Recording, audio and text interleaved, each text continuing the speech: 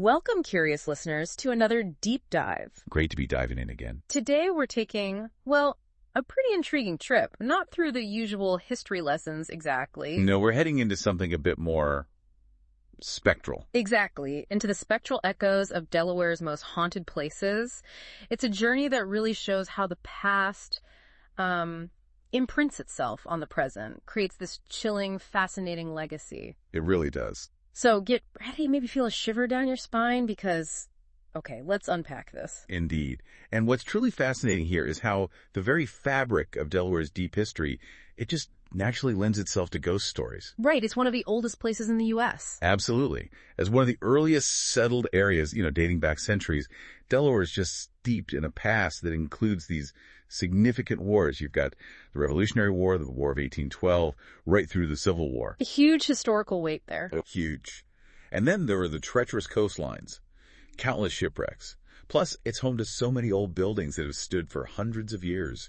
They've witnessed centuries of intense human drama, joy, sorrow, everything in between. So much life lived in those spaces. Precisely. And we've gathered, a really fascinating stack of sources for this deep dive. It's a rich mix: historical articles, local guides, even specific historical records, and accounts from paranormal investigators. Good cross-section. Yeah. Our mission for you, our curious listener, is to really extract the most important nuggets of knowledge and insight. Give you a shortcut to being well-informed about Delaware's spooky side. Combining the facts with, let's be honest, the fun of the supernatural. Exactly. Combining those factual underpinnings with the undeniable fun and intrigue. So when we talk about a spectral journey, we mean precisely that.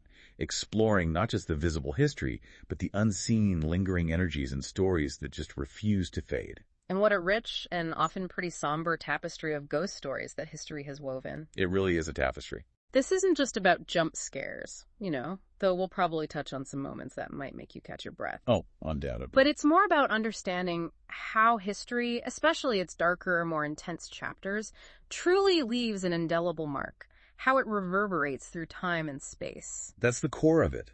That profound, often grim past has made Delaware a haven for anyone interested in the supernatural.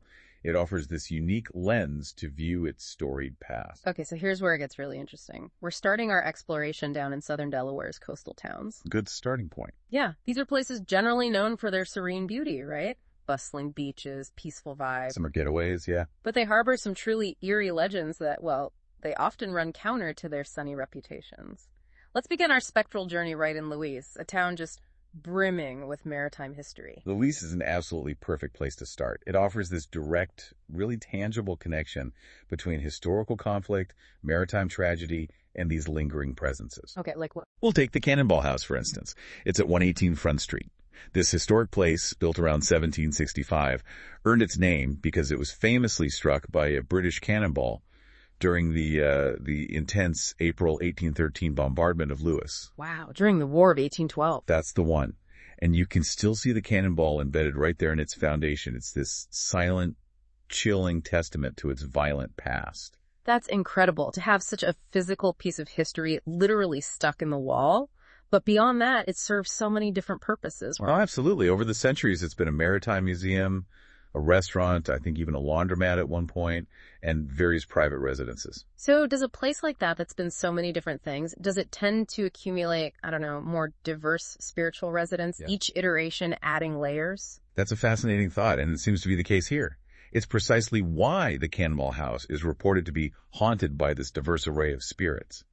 You hear about soldiers, sailors that direct link to its maritime and wartime past. Makes sense. Visitors consistently report seeing ghostly figures, hearing mysterious footsteps moving through empty rooms, feeling those unexplained, sudden cold drafts that just sweep through. The classic cold spots. Exactly. With no logical explanation. There's even a specific sea captain's ghost believed to roam the upstairs rooms, perhaps still charting his course, What's really compelling here is how the reported activity blends different types of hauntings. And the specific anecdotes, the stories people tell, they really bring it to life. There's that poignant, really tragic story of Susan. Ah, yeah, Susan. The family member of a former resident lost her life when her skirts caught fire from the hearth.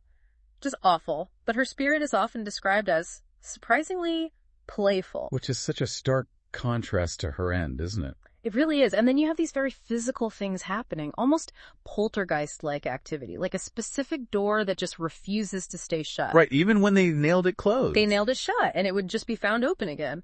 And then there were the tools. Oh yeah, the worker's tools. Mysteriously moved overnight from his bench right onto the floor.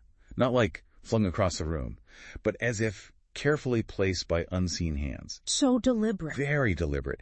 And one of the most intriguing incidents, this one really points to an intelligent, maybe interactive entity, involves a missing key from a 16th century Spanish chest. It was assumed lost inside the locked chest, totally inaccessible. But later, it was found under a previously unnoticed coiled rope.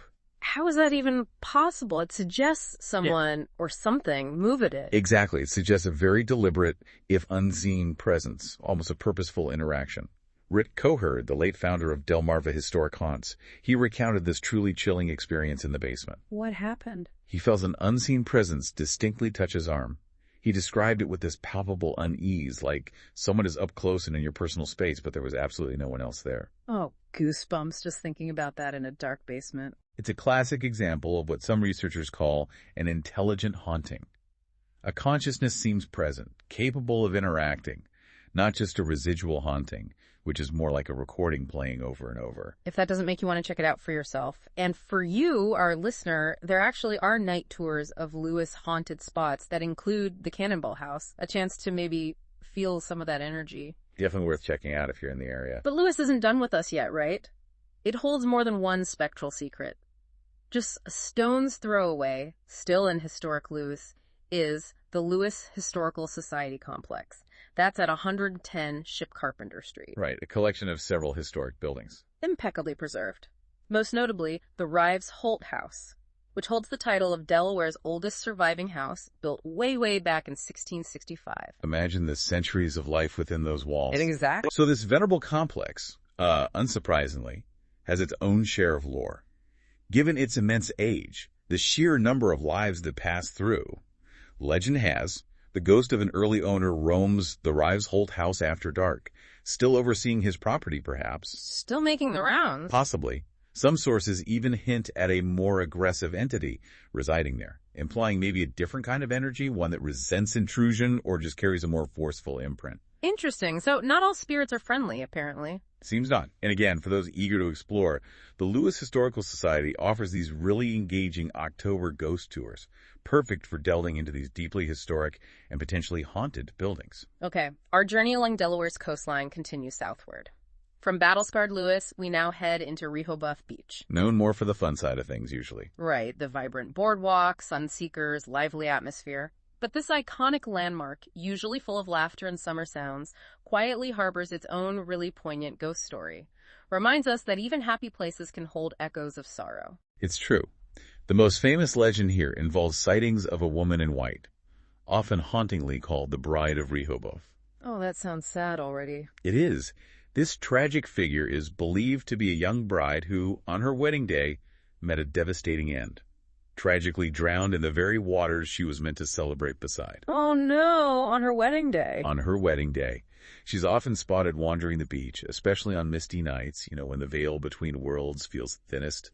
Her shimmering figure is this stark, heartbreaking reminder of a life cut short. A future lost. That's a classic residual haunting image, isn't it? The intensity of the event leaving an echo. Precisely. A powerful emotional imprint left on the location. So a nighttime stroll along the boardwalk on a misty evening might just offer you, the listener, a glimpse if you're brave enough to seek out such a sad apparition. And just a bit further south, still near Rehoboth, is the Haunted Pines at the Indian River Life-Saving Station. Ah, the Life-Saving Station. 25039 Coastal Highway. Yeah. This station, with its long, arduous history of daring rescues, heroism, and, let's face it, often tragic failures. Absolutely. It's imbued with the drama of the sea. It's ripe for spectral activity. So what kind of things happen there? But with that history of life and death stakes, brave people facing the ocean's fury, it's not surprising to hear consistent reports of disembodied voices, often faint whispers, and the distinct heavy sound of boots on the old wooden floors. Like someone's still on watch. Exactly, as if someone is still pacing the watch. Many accounts suggest the spirit of a lifesaver who perished during a rescue still patrols the station, unable to abandon his post, forever bound to his duty. Wow, still on the job. That's dedication. It is a very focused, almost duty-bound kind of haunting. And for those interested, you can actually join a ghost tour at the station during October, get a spooky evening outing, connect with that dedicated, lingering past. And if we connect this to the bigger picture of these coastal communities, it inevitably means tales of the sea. The people who lived and often tragically died by it. Makes sense. The ocean gives and takes. And these stories certainly don't end in Rehoboth. Just a short drive further south brings us into Dewey Beach and Bethany Beach, with their own unique and equally eerie escapes from the ordinary. Exactly. And what's fascinating is how some places seem to hold on to their spectral residents even when the physical building is gone. Like the specter of the Rodney Hotel in Dewey Beach. Right, 19598 Coastal Highway. The hotel itself isn't there anymore. It was demolished, but the site, that specific piece of land, is still believed to retain its ghostly guests. Think about that. The place is so imbued with presence, even demolition can't evict them. That's right. Despite the building being gone, people still report shadowy figures and strange noises at the former site. The local legend is that former guests checked in but never left, at least in spirit. A kind of permanent occupancy. It speaks to a deep attachment to a place, even after its physical form vanishes. And right on the shores of Dewey Beach itself, especially near Dagworthy Street, you have these intriguing tales of the haunted beaches of Dewey. This one is particularly chilling because, if you believe it, it has this practical, almost helpful purpose. Helpful ghosts. Tell me more.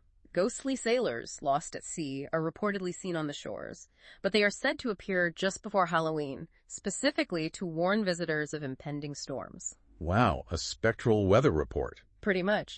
A final act of service from those who knew the sea's fury firsthand. So a late-night walk on the beach might offer an encounter, and maybe even a timely weather tip. Or a reason to head indoors quickly.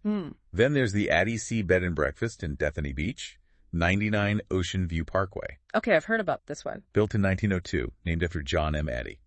This place isn't just known for some activity. It's renowned for its widespread paranormal activity.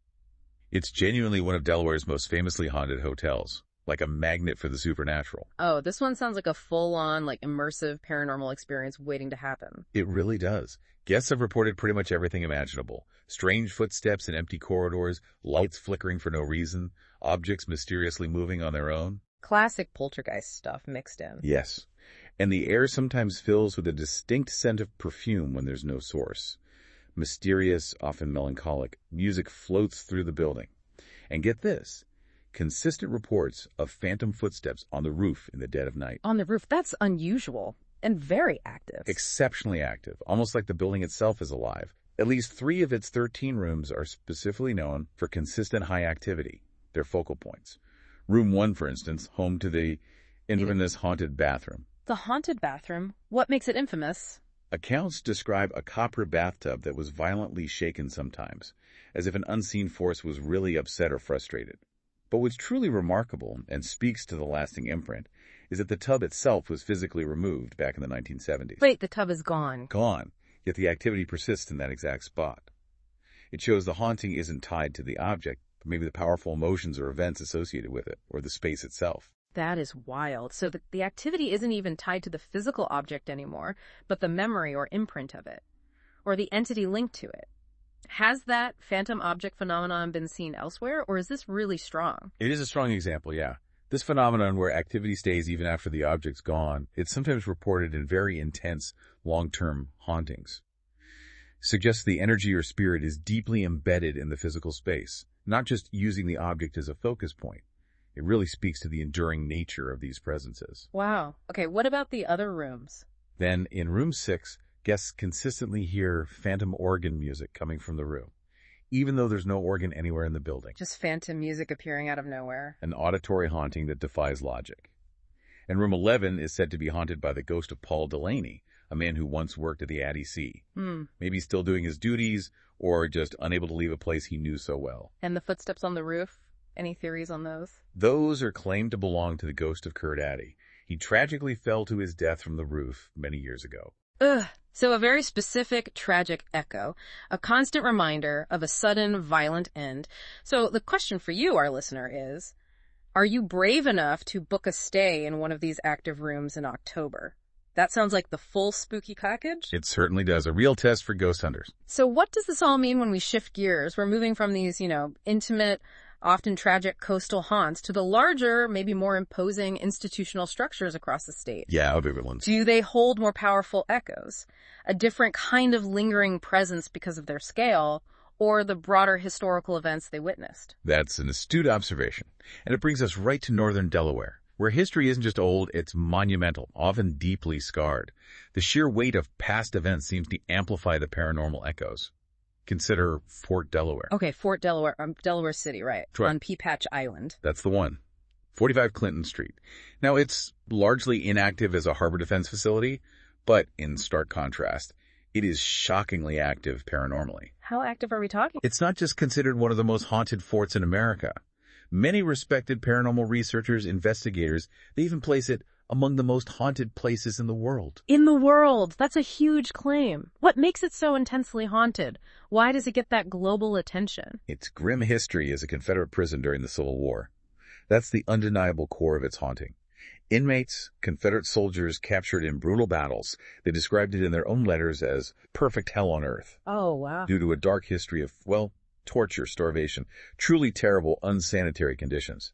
After big battles like Gettysburg and Vicksburg, the prison population just soared. At one point, it topped an unimaginable 12,000 men crammed into these deplorable spaces. 12,000, that's staggering. Staggering. And over 2,650 people died there. Many from the devastating 1864 smallpox epidemic that just swept through the overcrowded fort. Countless others from the sheer brutality of the conditions. Just unimaginable suffering. The island itself has been military-owned since the 1810s. Various forts were built, culminating in that imposing pentagonal version finished in 1868. The sheer scale of suffering here, the collective trauma, it created this unparalleled energetic imprint. Seems woven into the very fabric of the island. It's chilling to think about a place holding that much collective death and misery. It really does sound bound to have this overwhelming amount of lingering energy. And you mentioned the dungeons are the most active spot. Consistently, yes. Is there something about that extreme confinement, the deprivation, the sheer hopelessness there that makes them more potent for activity compared to, say, the open parade grounds or barracks? There absolutely seems to be. The dungeons where prisoners were kept without beds, without even adequate water, leading directly to widespread death and disease. They are consistently reported as the most active and oppressive spot in the fort. Oppressive is a good word. Yeah. That confined, hopeless atmosphere appears to have just absorbed and retained that immense human misery. Reports from investigators, visitors, they include encounters with shadow figures darting in your peripheral vision, full-body apparitions of forlorn soldiers. Cool apparitions, wow. Disembodied voices echoing through dark halls, and that chilling, unmistakable sound of chains rattling, as if prisoners are still shackled. Oh, that's terrifying. Author Ed Okonovich, in his book Civil War Ghosts at Fort Delaware, he reported sightings of men in damp gray uniforms believed to be drowned escapees, and a distinct figure of a man in a cloak carrying a lantern during ghost tours. Almost like a guide. A spectral guide. Maybe. Even the park historian Laura Lee shared a personal, deeply unsettling experience from 2014. She heard distinct steps approaching her quarters. She investigated alone. Brave woman. And found her carefully spread out sleeping bag inexplicably balled up. Despite being the only living person in the building, these aren't just isolated incidents. They're consistent, profound interactions. That personal account from someone who knows the place so well, the historian, that really lends weight to the stories. It makes the abstract idea of a haunting feel very real, very personal. It absolutely does. And for those of you listening, Fort Delaware is incredibly accessible. It's open for tours, and they offer these immersive overnight excursions and dedicated paranormal tours through October. And you dare. Right. From such a heavy, historically significant haunting, it's interesting to think how those energies might spill over. Nearby, seemingly ordinary places, and just a short hop from there, still in Delaware City, is Krabby Dick's. Ah, the restaurant. Popular local spot, 30 Clinton Street. It's in the old Delaware City Hotel building, which maybe unsurprisingly is also considered profoundly haunted. Right, the building itself has history. Ghost hunters have logged strange, consistent paranormal readings there. Indicates a strong, energetic presence. Guests, staff, they report seeing fleeting orbs and distinct shadows in photos taken inside. Orbs and shadows and photos. Classic. Classic. You also hear about unexplained noises, whispers, bangs, footsteps, and physical phenomena. Objects being mysteriously moved, or even sometimes violently flung about. Okay, so active then. Is there a specific ghost people talk about? There is. The specific, well-documented ghost here is said to be the spirit of Sandy, a former maid at the hotel. The current owner, John Bushite, he even vividly dreamed she told him to leave. Whoa, a direct message in a dream. A deeply personal encounter. And a psychic later channeled her presence, corroborating the haunting. Sandy reportedly has a very distinct way of making her presence known. How so? She flicks lights on and off, particularly it seems to keep people from the fourth floor. Almost like she's still on duty, protecting her domain, or maybe keeping a secret up there. Still managing the place from the beyond. That's quite a character. A very distinct, almost protective, and highly interactive haunting. Okay, moving slightly south and east from Delaware City, we hit the town of Smyrna and the Smyrna Museum at 11 South Main Street. Right, not just one building. No, it comprises two incredibly historic structures.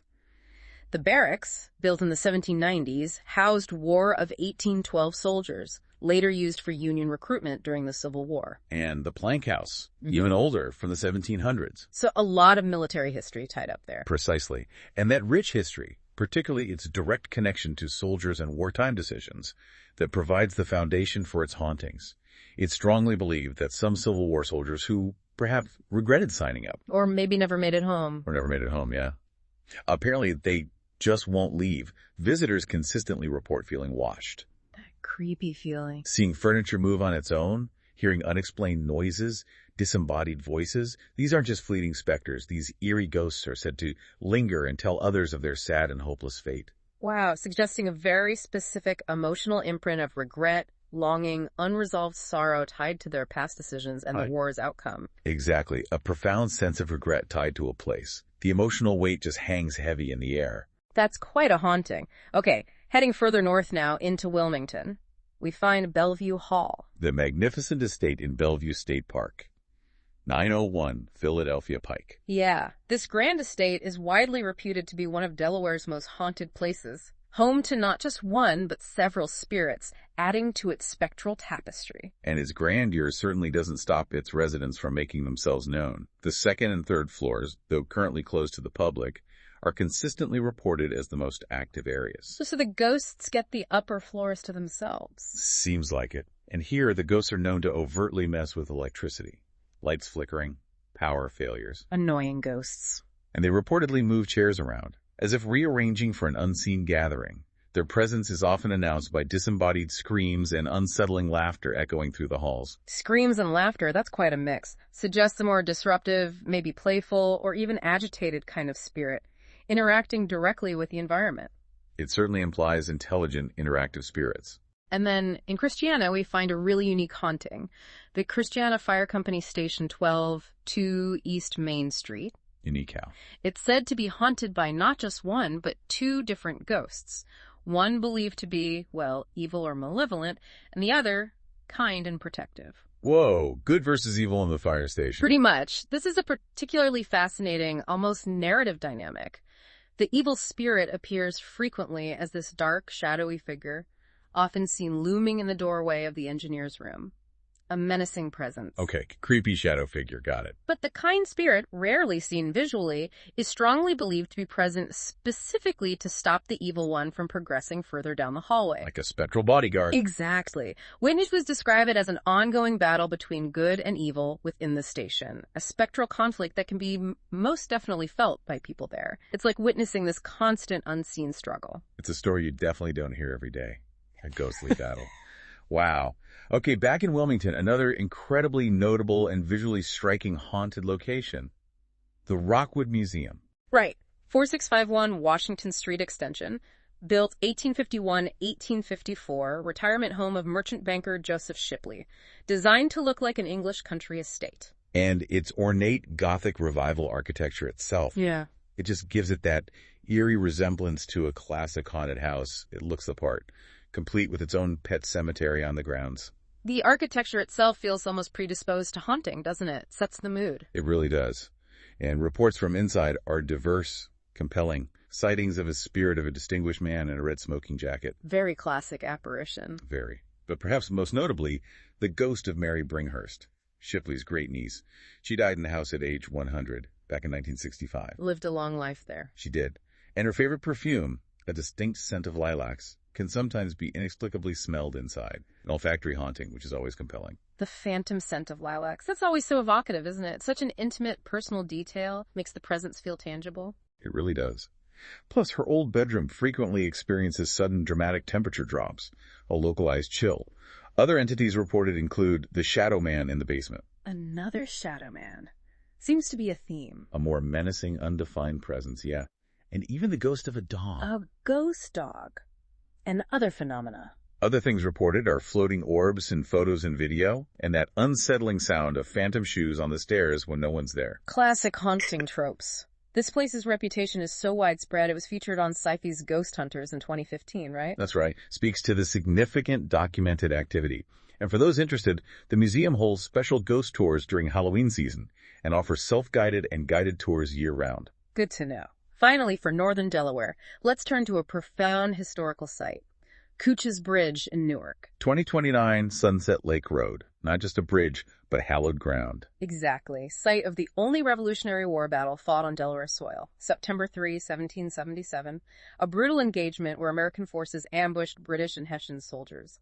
Severe, bloody fighting. A place marked by violence.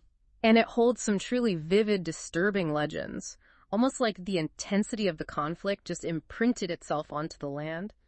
Before the battle even started, American sentries reportedly saw an ominous white spectral horseman. A bad omen. Apparently. And chillingly, he was unharmed when they fired upon him.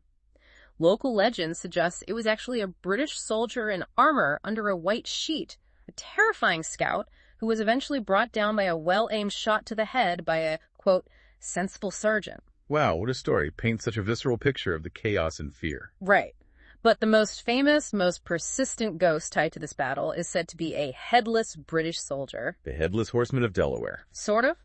On foggy, moonless nights, he wanders the road near the battle site, perpetually looking for his lost head. Why headless? Legend says it was struck off by a cannonball. But the irony, as historical sources point out, is that the Americans didn't have cannons during that battle. A friendly fire. If it was a cannonball, it would have had to be. Adds another layer of grim tragedy. Another theory suggests the ghost is actually American Charlie Miller, who was decapitated by a British cannonball. So maybe not British after all. Regardless, the image is iconic. So iconic that the nearby Pencader Heritage Museum's collection includes a painting specifically titled The Ghost of Cooch's Bridge, testament to its deep roots in local folklore. That's incredible. A truly visceral image. A headless soldier still searching, eternally bound to the place of his demise. You can learn more about this brutal battle site and maybe feel its echoes at the museum. You know, this raises an important question. It echoes through so many of these stories we've discussed. Mm-hmm. What is it about these grand residences, these homes of influence, power, often great personal drama? What makes them seem to trap spirits within their walls so persistently? That's a great question. Is it the intensity of the lives lived there? Perhaps. They often represent significant lives, profound emotions, deep attachments. Maybe those energies just linger more intensely, bound to the places where leaves peaked or where personal tragedies unfolded. That's a truly fascinating thought.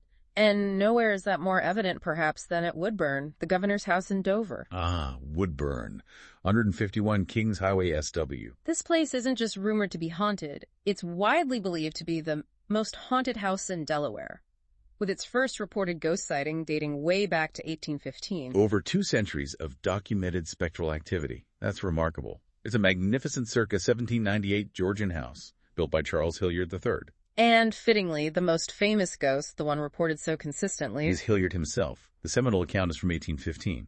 A well-known Methodist preacher, Mr. Lorenzo Dow, vividly described passing an older gentleman wearing a powdered wig, knee breeches, and a ruffled shirt on the grand staircase. By a very specific description. Very. When he mentioned it at breakfast the next morning, Mrs. Bates Hilliard's daughter, living there then, was utterly astounded. She confirmed no one else was in the house and realized he'd described her late father perfectly, right down to his clothes. So the spirit of the original owner literally welcomed a guest to his home over 2 centuries ago. That's not just lingering, that's an active host. Seems like it.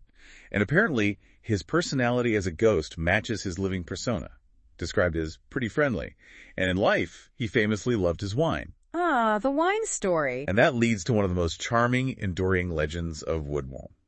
The story goes, if you leave him a glass of wine at night, it will be mysteriously gone by morning, presumably enjoyed by the convivial spirit of Charles Hilliard III. Did anyone ever test this? Governor Sherman Tribbitt's wife, Jean, famously tried.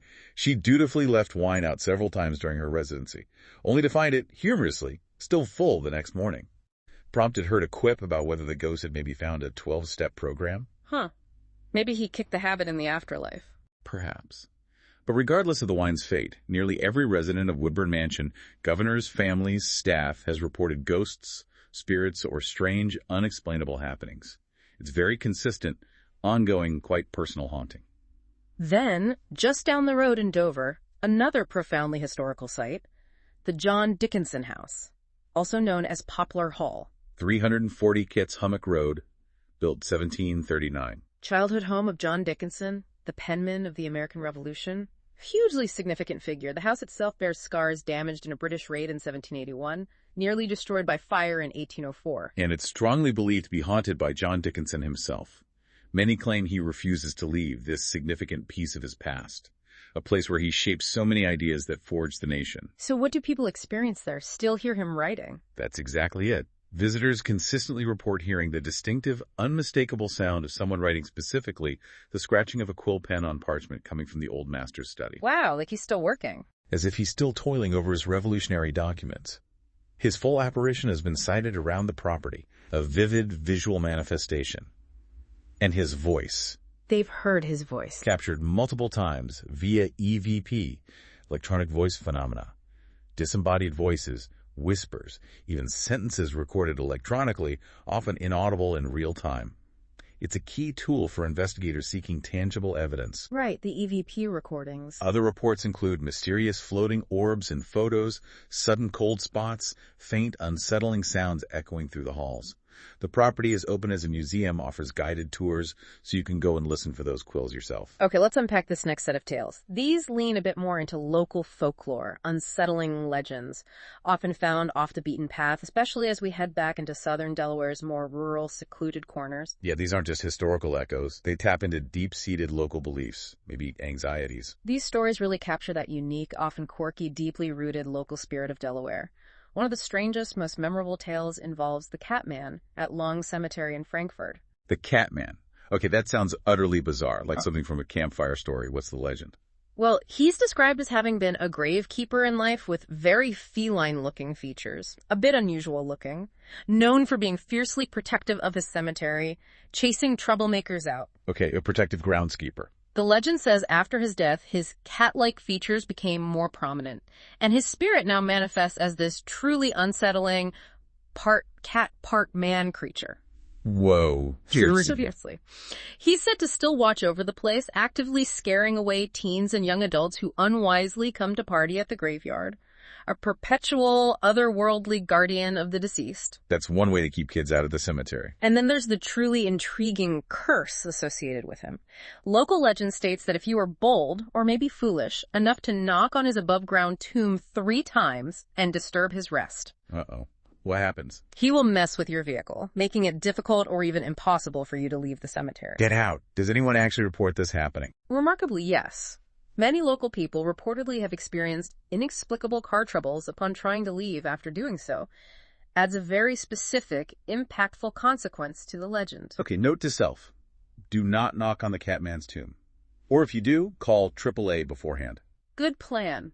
It's certainly a powerful local deterrent, a vivid example of folklore keeping behavior in check. Then there's the poignant, chilling legend of Old Maggie's Bridge. Where's that? On Route 78 in Seaford, near Woodland Church Road.